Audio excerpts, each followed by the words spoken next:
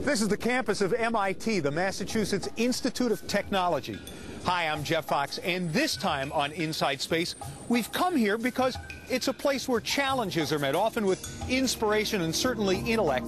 And it's also a place where 8 years ago, 3 very intelligent and very young men formed the International Space University. Their goal was to create a cadre of professionals from different nations and with different specialties to lead humanity into the solar system. ISU, now based in Strasbourg, France, continues today. But one of its 3 founders, Todd B. Hawley, in many ways the supernova of ISU, died this past summer of AIDS.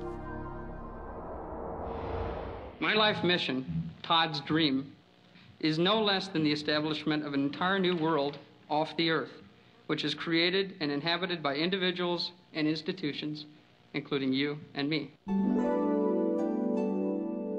Born in the Cold War space age, Todd never knew a time when people had not flown beyond the atmosphere.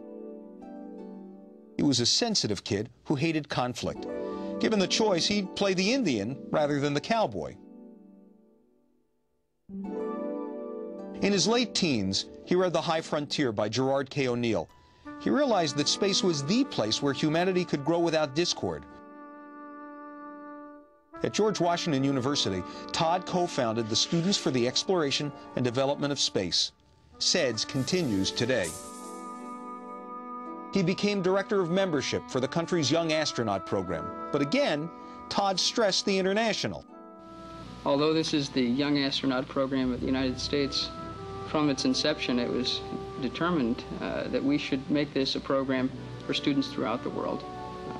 They can emulate us. In fact, already existing in the Soviet Union is a Young Cosmonaut program, which has existed far longer than the Young Astronaut program. This will help us towards the long-term goals, which are peace through space. Throughout this time, Todd had been working the idea of higher education on the high frontier with Peter Diamandis and Bob Richards, passionate young men with an addiction to achievement. Here in Todd's handwriting is the earliest known reference to what would become the International Space University. Just a year and a half later at MIT, the ISU lifted off. Participants in the first session were greeted on video by no less a futurist than Arthur C. Clarke. This would become an ISU tradition. But few would ever know that Clarke's addresses were at least co-written by Todd Hawley. So we get the best of both worlds. These empty seats have been filled for the last 3 days during the founding conference of the International Space University project. What has been taking place in addition to those classroom activities have been closed sessions where key people that we've invited from a number of nations, the United States, Japan, Canada, the Soviet Union, People's Republic of China, and all of Europe, have been invited to bring 100 students, top caliber in graduate programs throughout the world, together to have them look at a multidisciplinary curriculum, to have them address a major international issue in space development and space exploration. In early 1988, with Todd as executive director, the ISU hosted a high-level gathering in Montreux, Switzerland, to solidify support for a full 9-week summer session. In the same year, Hawley established a life partnership with poet Yuri Hospodar. These were to be the best of times for Todd. As the yearly ISU summer sessions progressed, students from around the planet came to know him as a friend and mentor. No one who had anything to do with ISU in those days was ever the same. Together, students and faculty caught solar power, remade the moon, and turned gravity itself from a constant to a variable. Yet even as ISU flourished, a whisper and letter-writing campaign among some who should have known better began to undermine Todd's base of support. Todd had never made a political issue of his sexuality. Now, he had to. It's unfortunate for ISU and unpleasant for me at this time to bring up one thing that is a little bit negative on such a happy occasion as today. That is that I believe there is a threat looming which may challenge my personal ability to pursue my own dreams, and perhaps even threaten our ISU dream. That threat is being driven by human bigotry, and more specifically, by homophobia. I don't tolerate bad-intentioned rumors, and I feel I should quickly destroy a recent one, perhaps indirectly caused by this letter, which suggests that all 3 ISU founders are gay. Well, that's untrue. But what is true is that I am gay. And that's a fact known to all the ISU executive staff. I haven't made a point of advertising this fact to others. It's simply so. These people accept my difference.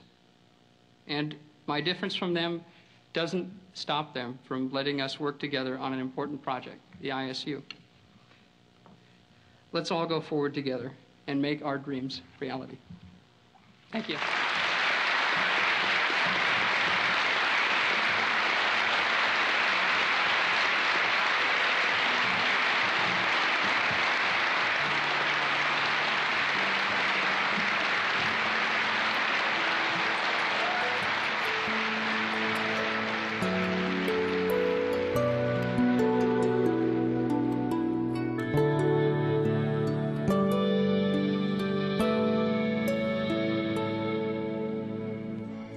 Angel came down from heaven yesterday.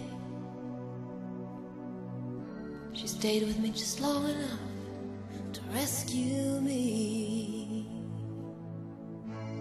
And she told me a story yesterday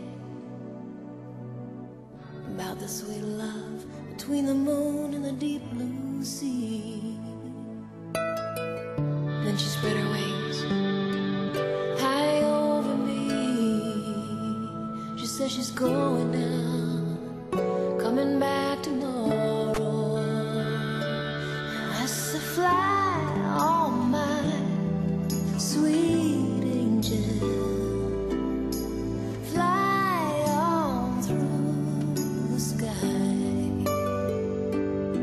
I said, fly on my sweet angel. Tomorrow I'm gonna be your side.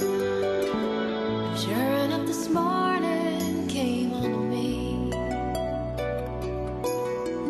Silver wings silhouette against a giant sunrise. And my angel, she said unto me, today's a day for you to rise.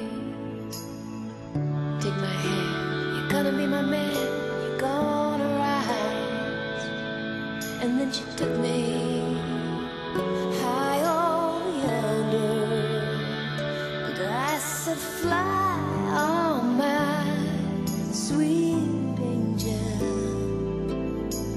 fly on through the sky. I said, fly on my sweet angel. Forever I'm gonna be by your side.